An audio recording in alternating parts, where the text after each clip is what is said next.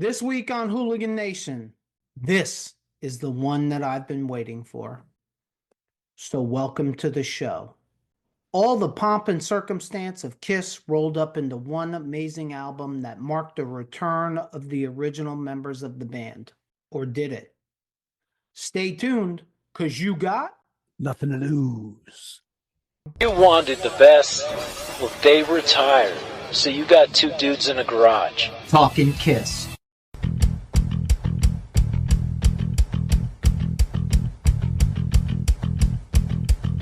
Welcome back to Hooligan Nation, a KISS-Centric podcast. I'm Anthony. And I'm Rocco. Yo, Rocco. Hey, how you doing? Thanks. Forget about it. I appreciate that too.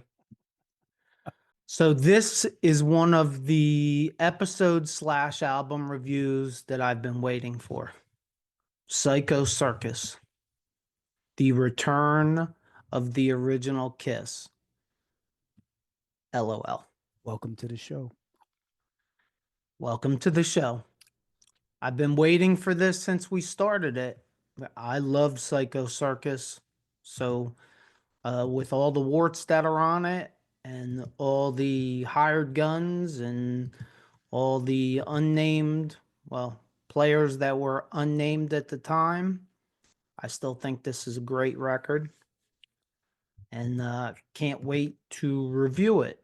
But before we do, would you like to talk about our Carnival of Souls episode? Or, credit to Pamplemousse, our Carnival of Seattle episode?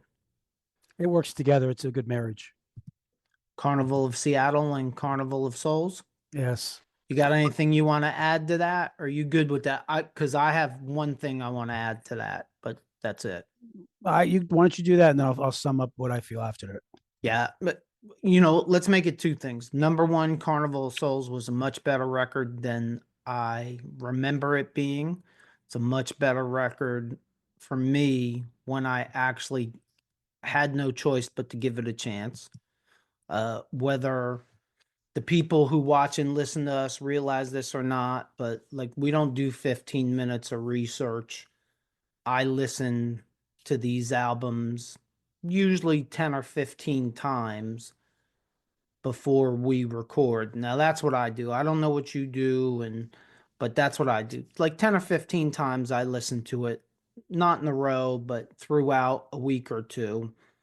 So you're kind of forced, and this is part of my thinking process, you're kind of forced to digest the entire album. That was a great thing. And this was probably the only album that we've done that by digesting it, it jumped. It made a huge jump for me.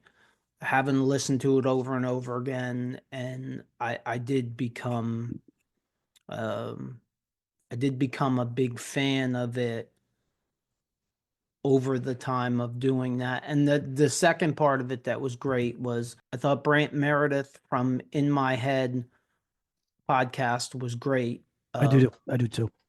It was not, and he's such a big fan of Carnival of Souls. It was so helpful to have him on here, because even though we did the research and listened to it 10 or 15 times, you can tell just by watching the episode, he is a huge fan of Carnival of Souls. So I thought a lot of the reason why I think it's a really good episode is because we had him on it.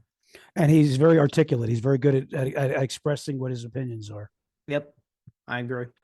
So my take on Carnival of Souls, it's going to be very interesting when me and you really start having to grade our albums. This one's pretty high up for me. I never in a million years thought it was going to be that way. I liked Hate. Hate was the only one I heard before I dove in. I made sure I didn't listen to anything. And again, I'm coming from a little bit different world. I love Alice in Chains. I love Pearl Jam.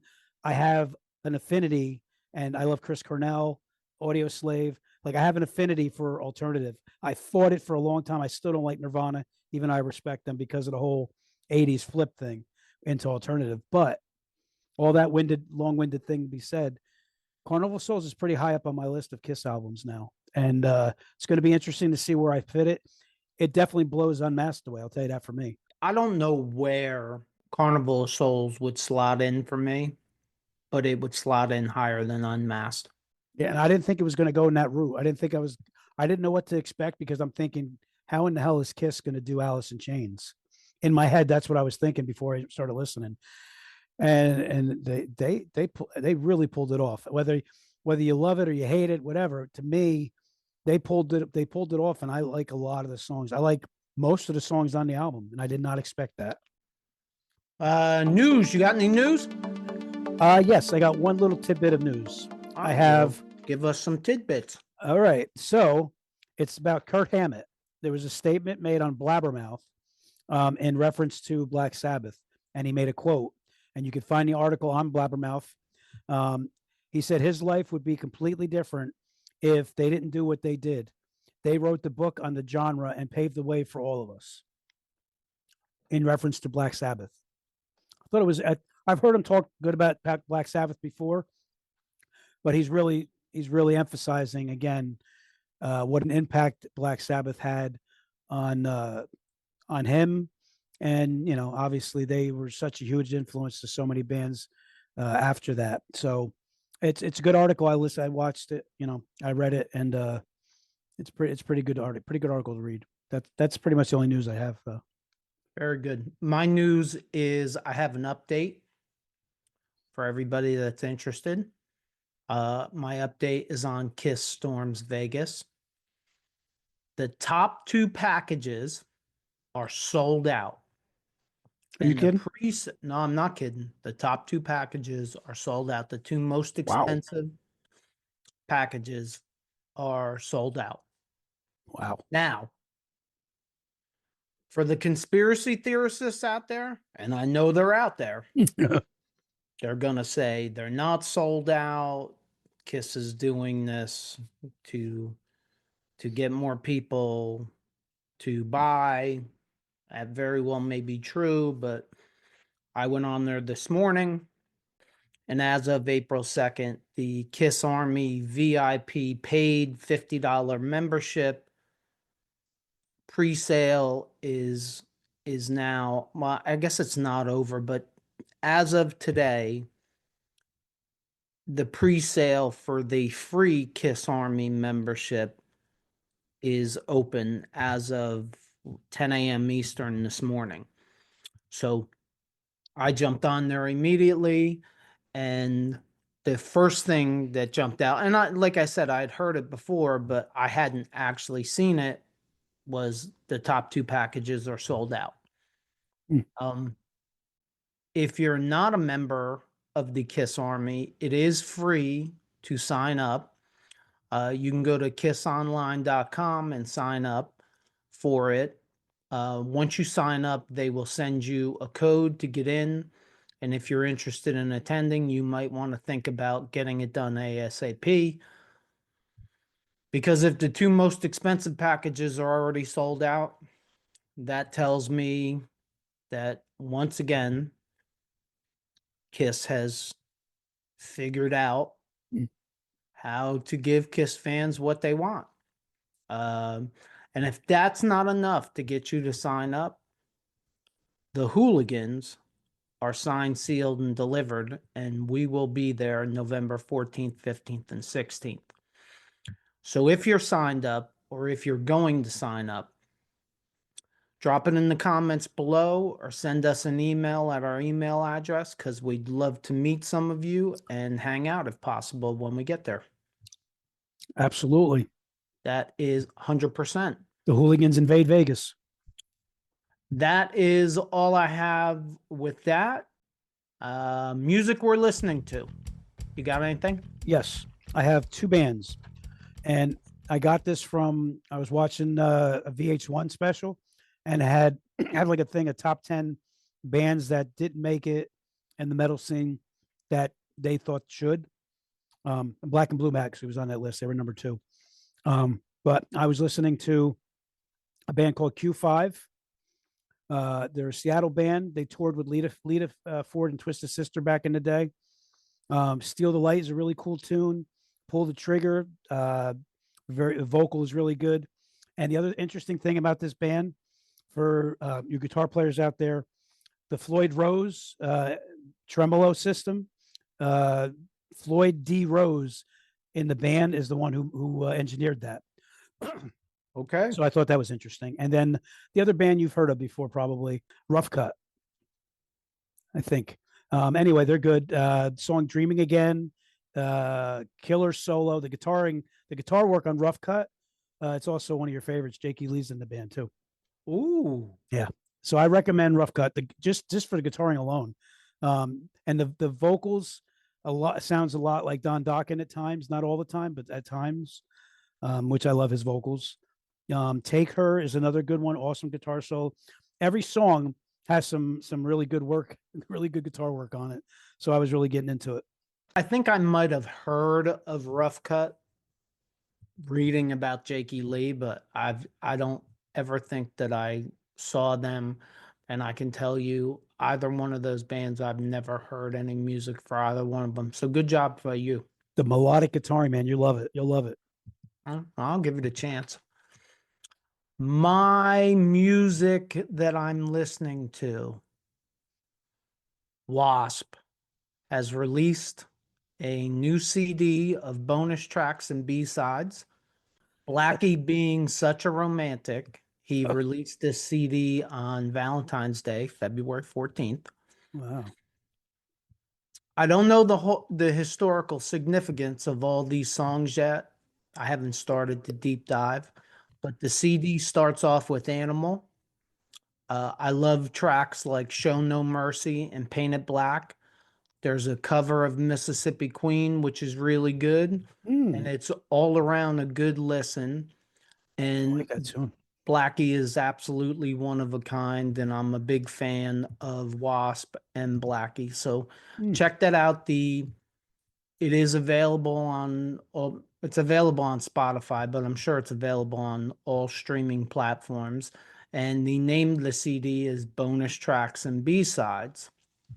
It is time to dive into the circus. So welcome to the show.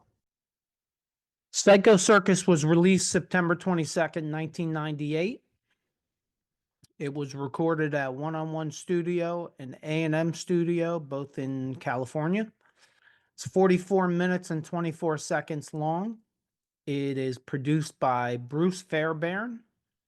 Wow, this is a shock. I didn't look at this. There's 4 singles released for this album. Psycho Circus, We Are One, I Finally Found My Way, and You Wanted the Best. There was 1 music video produced for this record, and we'll get to the music video. Psycho Circus debuted at number 3 on the Billboard 200, sold 110,000 copies in its first week of release, was certified gold on October 22nd, 1998. The music video for the song Psycho Circus, I mean, what else can you say other than leave it to KISS to do something out of the box? They created a 3D video, and I actually kind of like it. It's busy and it's not perfect, but I give them credit for being innovative. This is a mini movie to me. I watched it like 3 times this morning again, and it was like a mini movie for me. And you know, I'll put a clip of it up if for some reason you were hanging out with Wilson on a deserted island for like the last 30 years. But I mean, seriously, but I liked the music video. I thought it was interesting, and I know I say that a lot. Like, it's not great, and it's not great because it's busy, because it's done in 3D. And if you don't have 3D glasses, and I don't have my 3D glasses anymore, it's a little busy, but uh, I give them a lot of credit. I give them a lot of credit on this album altogether for the whole 3D theme. Yeah, Well, I thought the hologram for the CD was cool, and then the music video for Psycho Circus following that 3D theme, and then they had two screens at the live show. Well, they had one big 3D screen at the live show. memorable concert. Yeah, and they gave you 3D glasses. My God, Kiss gave us something. Now that I think about it, I can't believe that Gene didn't talk everybody into charging us $1 a piece for 3D glasses. There's an opportunity that Gene missed. That So I doesn't happen thought often. it does not happen often. So I thought all that was very cool. With most Kiss albums, we have to talk about the personnel that was present. Of course, Paul Stanley, vocals, rhythm guitar, bass, and additional solos on track 3, acoustic guitar on tracks 5, 8, and 10. Gene Simmons, vocals, bass, rhythm guitar on track 5. Ace Frehley, vocals and lead guitar on tracks 4, 6, and 11. Peter Criss, vocals on track 6 and 8, drums on track 4. Everybody's favorite additional musicians. Kevin Valentine, drums on every track except track 4. Tommy Thayer.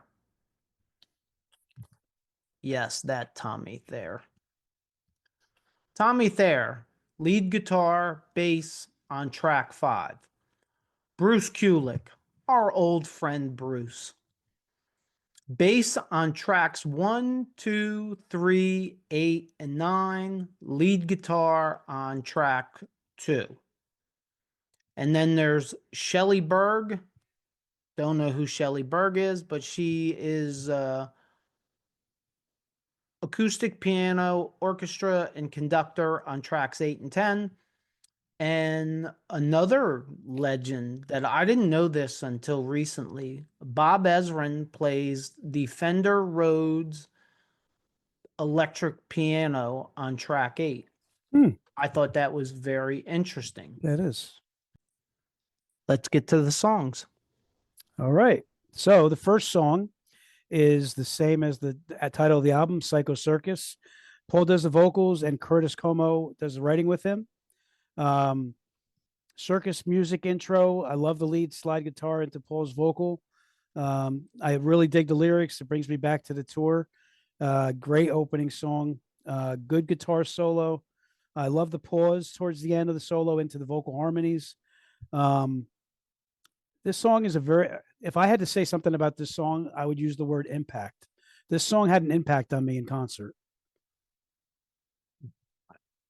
So it's a very important song to me that Kiss made. I can go with that.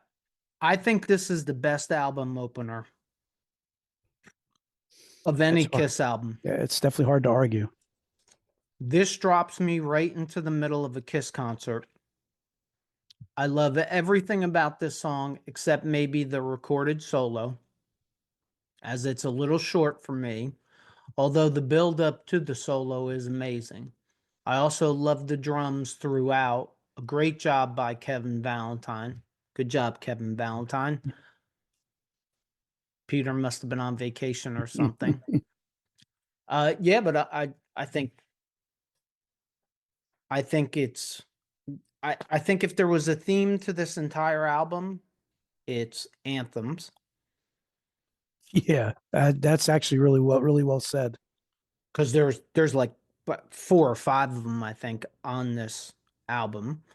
I think if you put this album on and you close your eyes, you get a feel of Destroyer, you get a feel of Love Gun. I don't think that's by accident. Psycho Circus is right there with songs like Detroit Rock City and Love Gun. Look, maybe you're not a fan of it, maybe you're not crazy about it, but the theme is a very good. When Paul Stanley wrote this song, he absolutely was writing this as a live song. It's a very well written song. Yes. It's a very good song, period, Yeah. if you ask me. Yeah, I love the song. Like I had said before, I love the song. And like I said, it's one of those songs. There's lots of songs that you hear the song and it puts you right back in the seats. And this definitely puts me right back in the seat. Yeah, Brant said something about a song last week. He said something about I Walk Alone, that if I Walk Alone was the only song that he liked on Carnival of Souls, it would have been worth the price of the CD. If Psycho Circus was the only good song on Psycho Circus, it would be worth the CD. Like, that's how good of a song it is to me. Yeah, I mean, like I said, I definitely back you 100% on that. Oh, well, thanks. All right. So the next song we got is called Within. Gene does the vocals. It's basically all Gene and writing.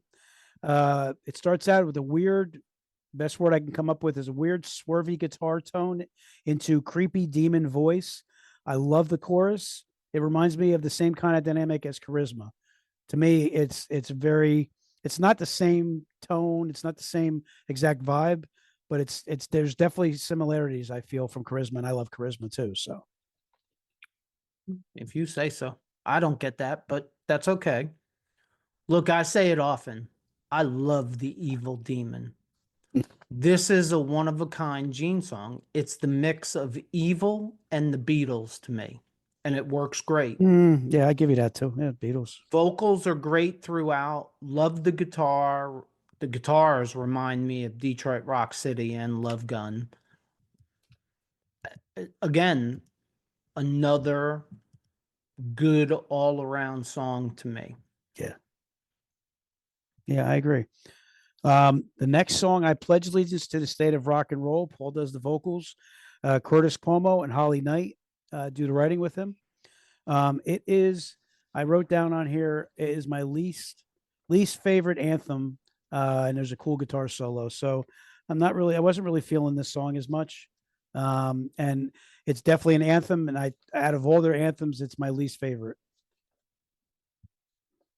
My biggest problem with this song, and I've said this about another song in a past album review, is the title is too long for me.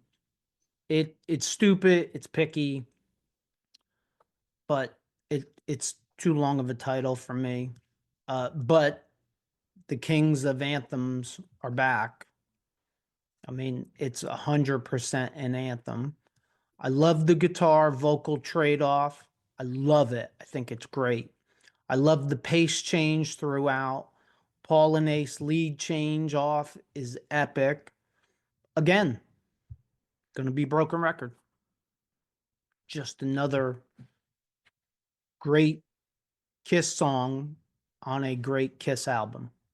Yeah, I mean, listen, I hear what you're saying. I wasn't feeling it as much as you. But there's definitely some really cool guitars. There's a cool guitar solo, and there's definitely some good stuff in there. But I just wasn't feeling it as much.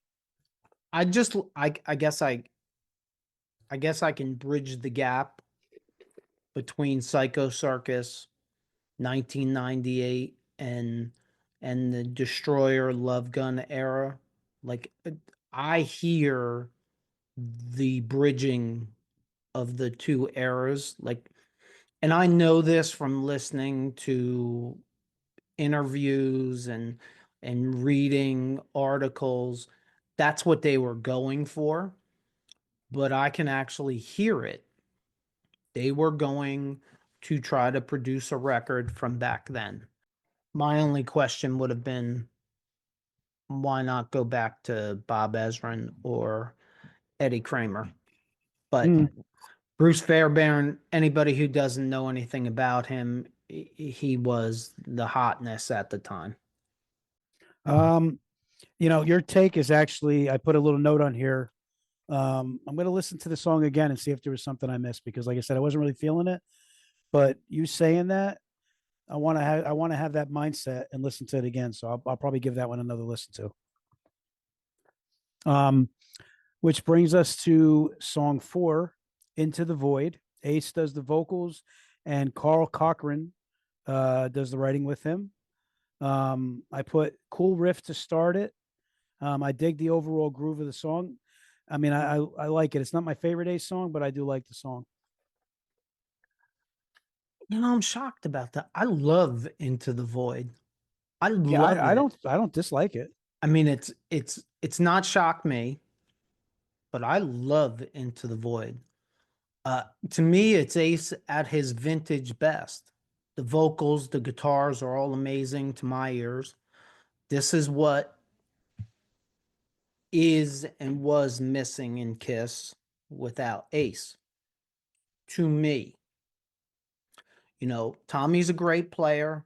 I won't take Tommy's abilities away from him, but Ace brings the rock star. And I feel the Yeah, rock I would say the star same thing. Into the Void. He brings I don't think Ace is eccentric, but he brings the eccentric rock star into the song. And although you can't see it, you can't touch it, you can't taste it, you can feel it. At least I can feel it. You know what? Like I would say, like I said, I'm not all over the song, but I like the song. And if I had to say, Ace is an interesting situation. Is interesting to me because I there's some songs that he does like his solo album, and I love Hard Times. Like it's like a fine wine. I feel like Into the Void is top shelf with that, but I feel like the rare ones are a little above this one for me. But I like the song. Yeah, to me, it's right there with it. This may sound stupid to people. Shocker. If I was going to make a playlist of just Ace songs, if I was going to do a top 10 or top 15 of Ace songs, I feel like Into the Void would have to be somewhere on the list. I would have to figure out a way to fit for me. I just like everything about the song. And look, I've heard it before. Lots of people, lots of Kiss fans don't like Into the Void, and I just can't figure out why. But they're out there. You know, like I said, I'm comparing it to other stuff that I really like. So it's just a little bit off for me compared to. I mean, and you know how much I like Hard Times. I feel like that's a lost Kiss song that didn't get any play because of the whole disco feel of the album. And I feel like Hard Times is a very underappreciated song. It's one of my favorite, not just Ace songs, my favorite Kiss songs. I would agree with you that Hard Times is an underappreciated song, but I would tell you that I think Into the Void is an underappreciated song, especially by you. I think you're underappreciating it. All right, I'll put a little note on that. That'll be a little nugget for me to follow up, and I'll listen to it again and see if I have a different take. You're gonna have to re-listen to like the entire album soon. No, because I mean, I'm pretty solid in my takes, but I want to hear if maybe there's something I missed. I'm pretty much screwing with you. Would you like to go to the number 5? I would love to. One of the greatest songs ever written. Whoa. Hold the presses, kids. I may have I may have gone too crazy, but I love this song. It's one of my favorite Kiss tunes all time, one of my favorite rock songs all time. And again, I'm more of an acoustic player, so that's why it really appeals to me a lot too. I love the lyrics. I love Gene's voice, great vocal harmonies throughout. I love where at times they go Beatles and they lose it. They nailed the Beatles better than the Beatles, in my opinion, on this. The pause transition into the middle of the song, they pull it off. A great add to the song, great production value. Yeah, this is a really one of it's a. I mean, I can't really say much more. I love this song. I'll fanboy much. On this song, yeah, absolutely. For We Are One, I put Beatlesque. but it works for me. Great anthem, great song with great lyrics.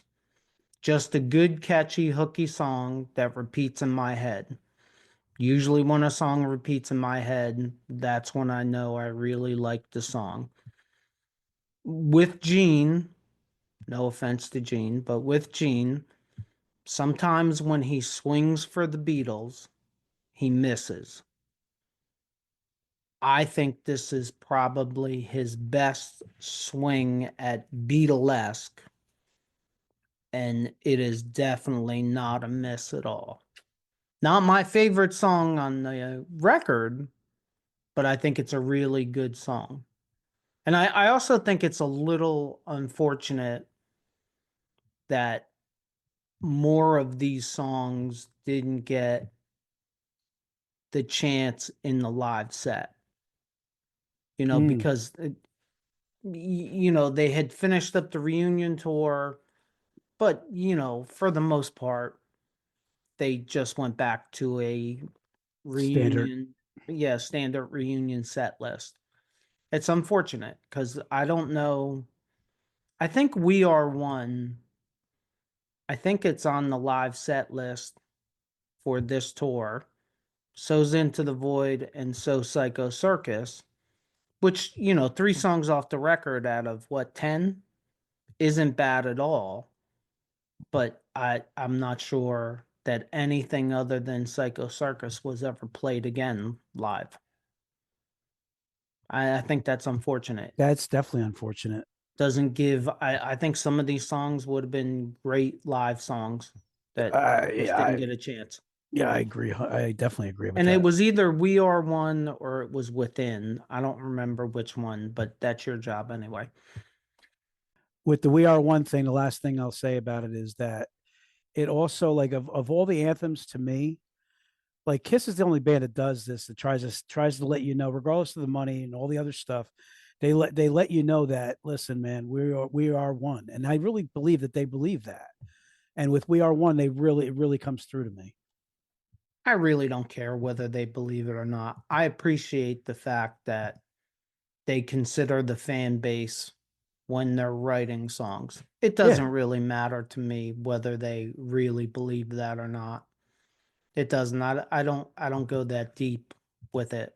I like the lyrics to this song, but look, I like the lyrics to most KISS anthems because they have a how-to manual, and that's the one thing that they've really never changed. These guys are the kings. To me, they are the kings of the anthem. And that started with Neil Bogart, right? He's the one that said you need an anthem. I think it was Neil Bogart who said they need an anthem. I'm not sure that Neil Bogart, when he said it, meant they needed 40 of them. Yeah, I'm just saying he's the one that ignited that sparked that. But at least for me, I'm pretty sure we could do an entire episode just on KISS anthems. All right, so now we're on to number 6. You Want It the Best. Gene does the vocals, and Paul, Ace, and Peter help him write it. I get what they were going for. Shuffled drums and bass intro. I like that all 4 are singing. The song left me a little empty. It could have had so much better melodic harmony and overall sweet sound. Great though. The one thing that really stands out to me in this song is a great classic Ace solo. Like, this takes me back to Destroyer and Love Gun in that era, because to me, his solo is perfect in the song. But again, it's not a bad song, but I feel like that especially with all 4 of them singing, I felt like it could have been a little bit more harmonic or melodic. I love the opening, and I love the line, make up or break up, because we've seen better days. Yeah, that's actually a really good line. It is. Again and again and again, I will say, I love the vocal trade-offs. This time, it's all 4 of them trading off vocals.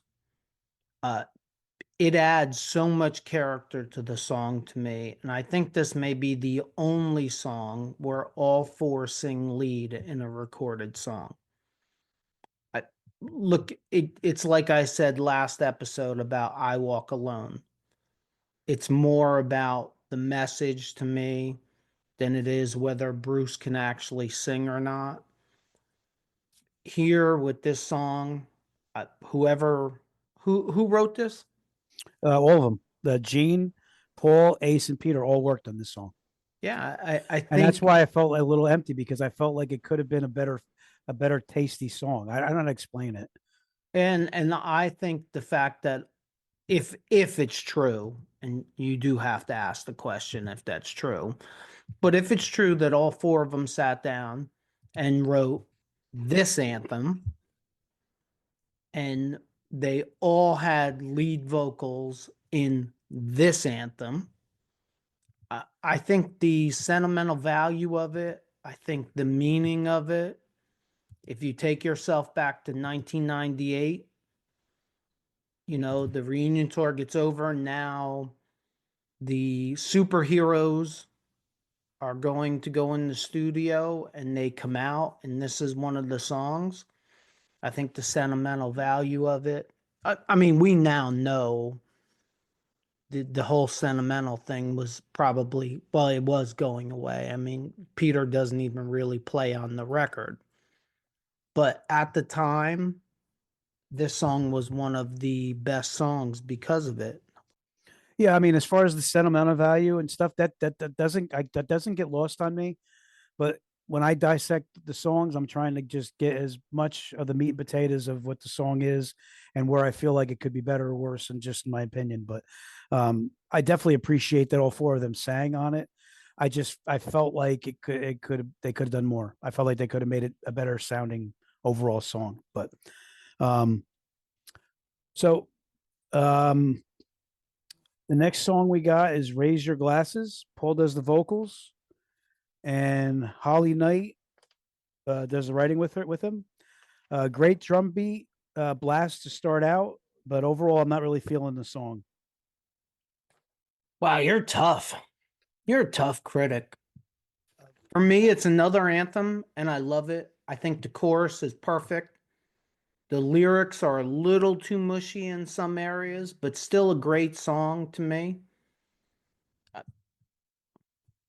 I like it. Me and you have never had this opposite of take on as many songs as we have. No, I mean, I didn't actually look and didn't know that Holly Knight co-wrote this. That makes a little sense to me.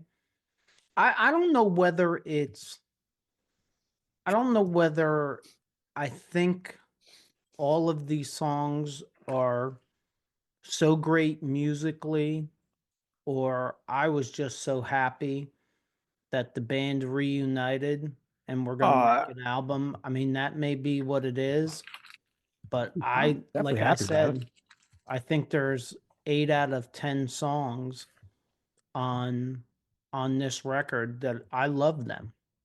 If I'm being completely honest, I went into this thinking I haven't listened to it in years.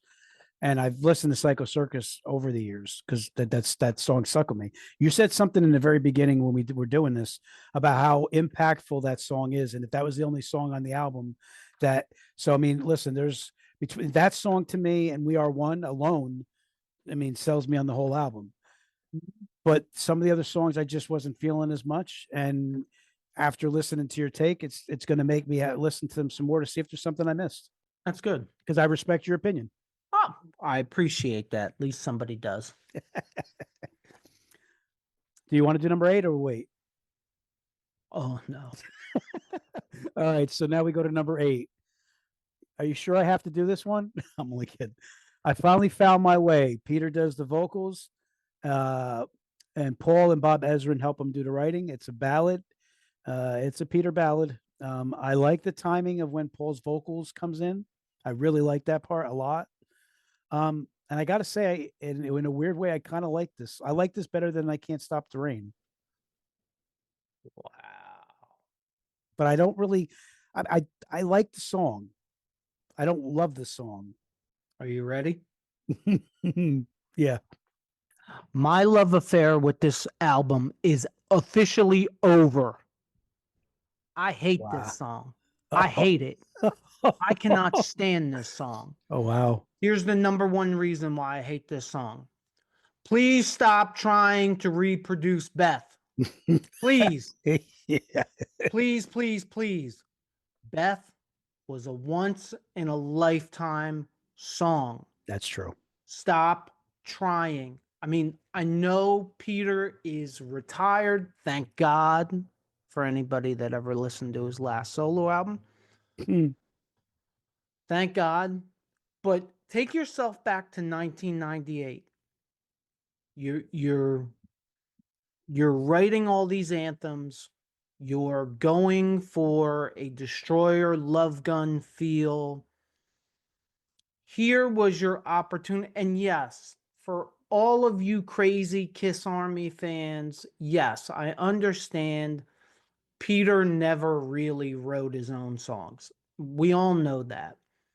But if you're going to write a song for Peter, do you write another knockoff version of Beth to punk him? Because that's what you're really doing. Yeah, I'm wondering if like Bob Ezrin, back in the day, he was doing a lot of coke. I wonder if he was back into the coke and said, "Hey, Peter, let's do this again." I just don't get it. I mean, look, here's my two positives. I don't hate the song. Like I said, I kind of like it, but it's I like the piano and the acoustic guitar, but that's it. To me, this was Kiss's opportunity to bring Peter back with a Black Diamond or a Hooligan song. don't get me started, bro, because he should have had so many more. I wish he had more songs with, especially with his voice. They never would have done it, but they underutilized. I was underutilized big time. But they should have done it. Like, go with a Black Diamond, a Hooligan, that feel, a Getaway, something. Well, you said the key. You said the key thing. Beth was a once in a lifetime song because nobody's seen it coming. It was on the B side of an album, and it popped. That doesn't happen a lot. You can't recreate that magic. Right. And every time after that, they tried to recreate that specifically with Peter. It never worked. It never worked. And it never worked because it was a once in a lifetime song. This album didn't need a ballad. It didn't. It they needed to come out there. Yeah, you know what? I agree with plug you. in and rock. Yeah, it didn't need a ballot.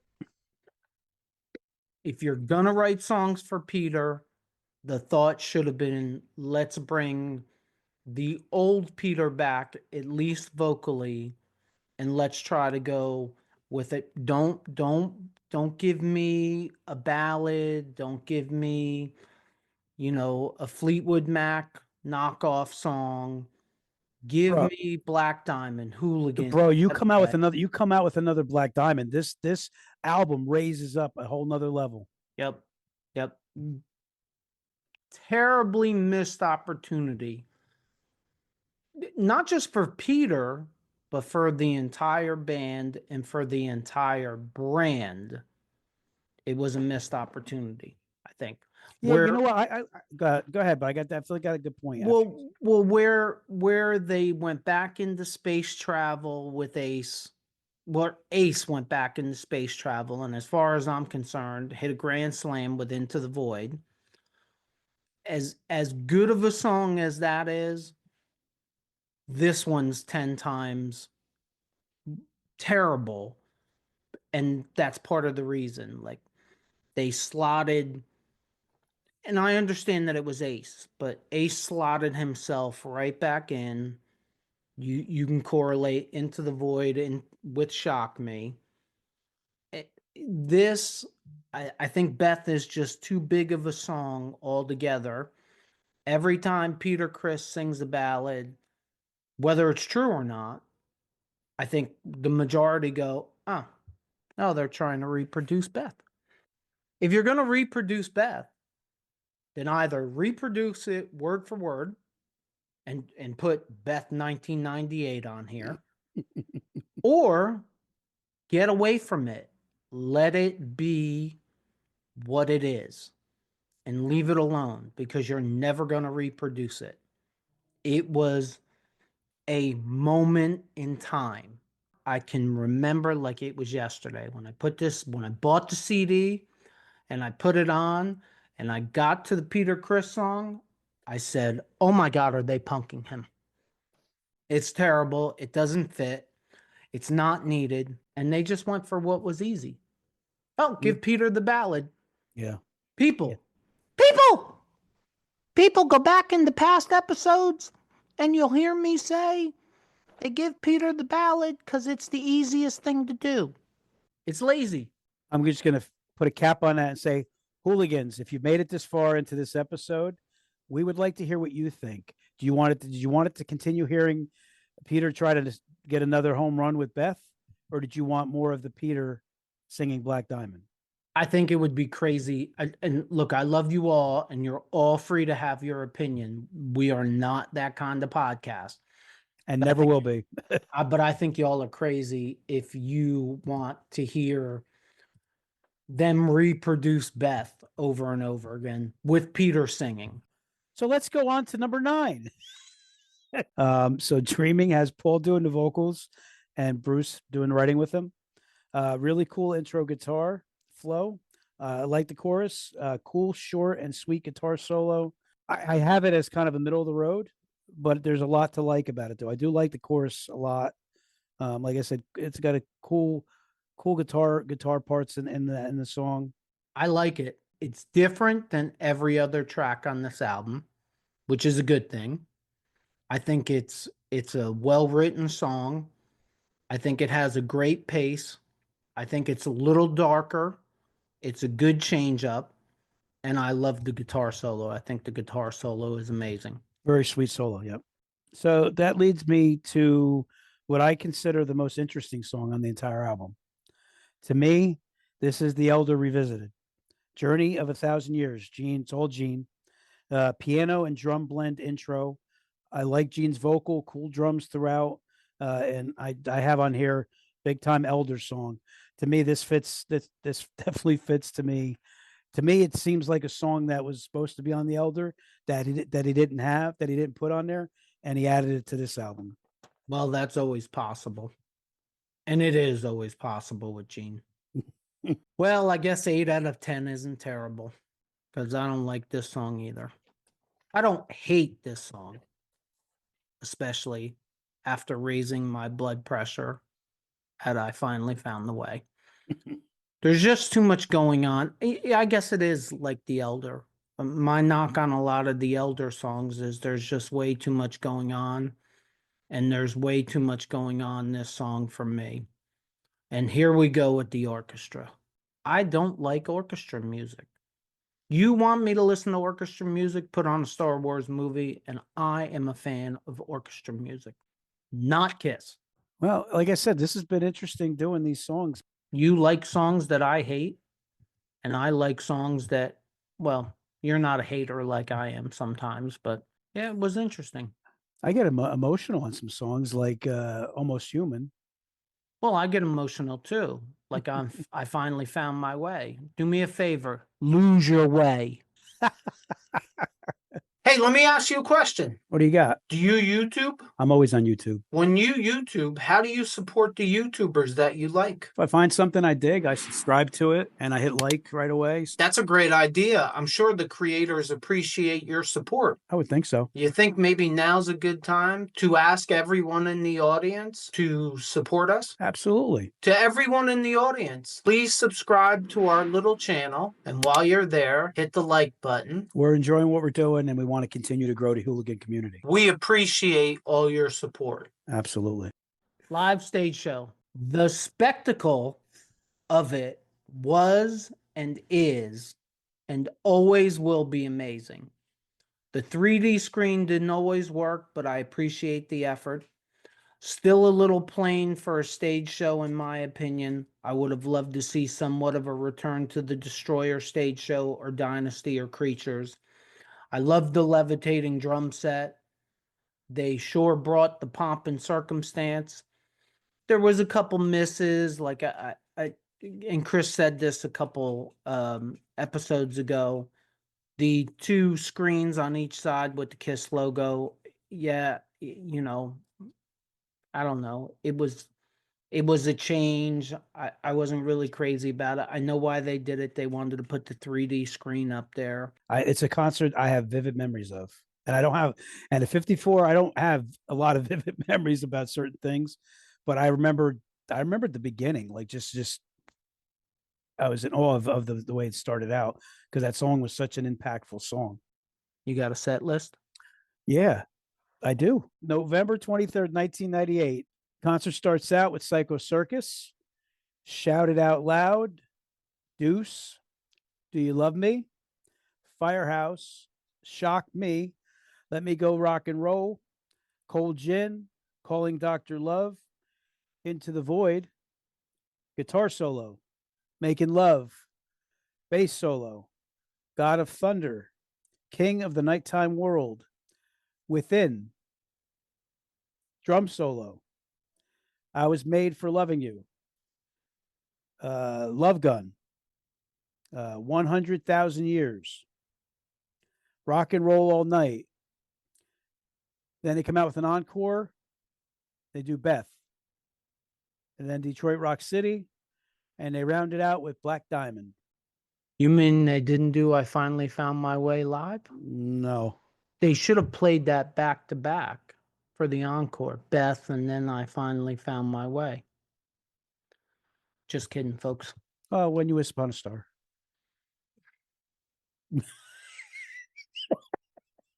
Look, I think it's a good set list. A lot of songs. Yep, I think they were 2.5 hours. They sounded great. Like I said, I got really good memories of that. Wrap up. You got anything you want to wrap up in this episode? I wrap up the title of the title song of the album, Psycho Circus. To me, that's what this album is all about, and We Are One. That's my biggest takeaway from this album. Psycho Circus, I said before, impact is the word I use because it's Detroit Rock City is awesome to see live, and that being the first song to start it off. And even I Stole Your Love. Psycho Circus had an impact on me in concert as the opening song. So when you said that may be the best opening song, it's really hard to debate that. So that my overall takeaway, that song is a great song, an underappreciated song. And again, same thing with We Are One. They're two very powerful songs that I love dearly. Psycho Circus, recorded and live, to me, are worth the price of admission on their own. The word impact is probably understated. It is a top 10 impactful KISS song to me. It fits all the criteria to be that big of a KISS song. It's an anthem. It has the right lyrics. I think the music is great. Musically, look, I give Bruce Fairbairn a lot of credit, because he successfully, in my opinion, brought the band back to the heyday sound for the most part. No, not every song was perfect. Within, Into the Void, We Are One, You Wanted the Best, I think are all great songs. And then Raise Your Glasses, I Pledge Allegiance to the State of Rock and Roll, I think are very good songs. So for me, it's really 8 out of 10. The only problem is the other two, I'm just skipping. See, for me, I have I gave my takes on all the songs, but I come away with two songs that are going to stick with me from this album forever. Doesn't mean the other ones are throwaways by any means. You said this before, and I think it's one of the most well said things. You said even the songs I hate, I love, because this band I love, and I take them for good and bad. I take them for better or worse. No, I Finally Found My Way. I just hate. If I ever get married again, it may be my wedding song. You can edit this out too. No, I have a feeling I might keep that. As a whole, if you take yourself back to 1998, as a whole, the record was impactful It was the return of all four original members of KISS. In my, I don't know, 10-year-old state of mind, even though I was 24, 25 at the time, I pictured all four members in the studio, all getting along, all playing together on the record. And that was part of the mystique and the aura and the magic of the original members of KISS. As time showed us, a lot of that magic isn't real. And it isn't real for any band. If you're listening to us on any of the podcast platforms, please leave us a review. Please, please, please. And if you just found us, check out our past episodes. If you're watching us on our YouTube channel and you like this episode, please consider hitting that like button like that and leaving us a comment. Hit that subscribe button so you don't miss any future episodes, and check out these episodes right here somewhere. As always, if you made it this far, thank you for supporting us. Thank you. And don't forget, don't ever, ever forget, we are one, but we did not finally find our way. If it's too loud, you're too old. Peace out, Hooligan Nation.